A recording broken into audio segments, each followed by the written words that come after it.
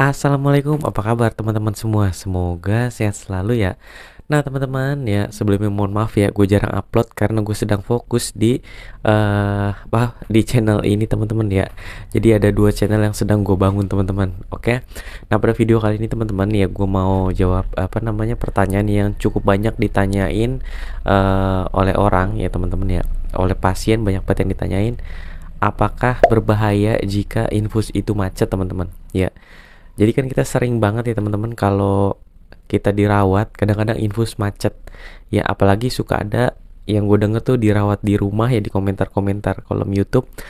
Infus macet nih terus nggak netes gitu kan kalau di rumah, apalagi kalau di rumah kan nggak ada tenaga kesehatan ya, mungkin memang karena home care gitu kan, gua kurang paham juga sih ya.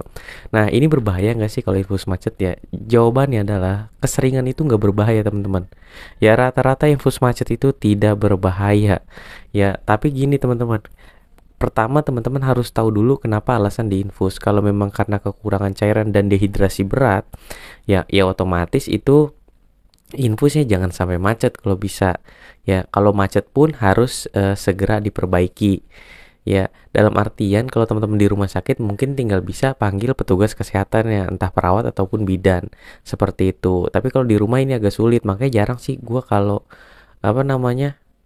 gue pribadi gitu jarang ya kalau ada yang minta infus di rumah tuh, gue jarang ngelakuin ya. Walaupun pernah tapi gue jarang, sangat minimal ya, karena gue fokusnya di perawatan luka gitu teman-teman ya. Terus kalau infus macet apakah benar-benar nggak berbahaya sama sekali? Ya jawabannya enggak teman-teman. Karena biasanya kan macet itu banyak faktor, ya kan? Ya bisa karena pas lagi tidur ketekuk selangnya terus ya akhirnya nggak netes, ya akhirnya jadi macet, itu bisa terjadi. Ya jadi nggak berbahaya sama sekali yang mau gue sampaikan kalau infus macet.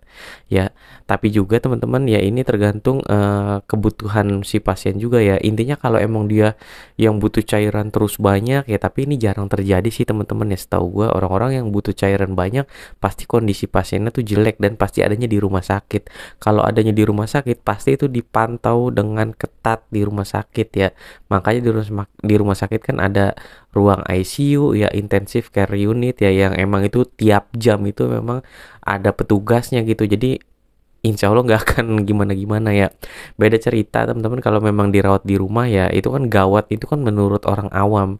Ya beda sama menurut kesehatan. Ya kalau orang-orang kesehatan gawat itu ya tensinya bagaimana, tanda-tanda vitalnya itu semuanya harus dicek, kondisi gula darahnya seperti apa, labnya.